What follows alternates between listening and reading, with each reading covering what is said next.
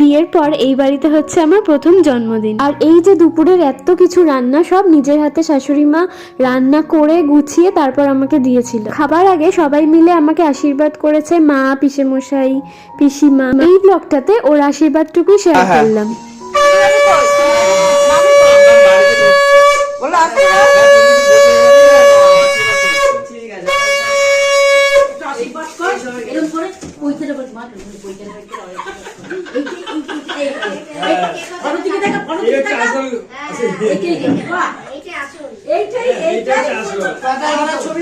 হ্যাঁ হ্যাঁ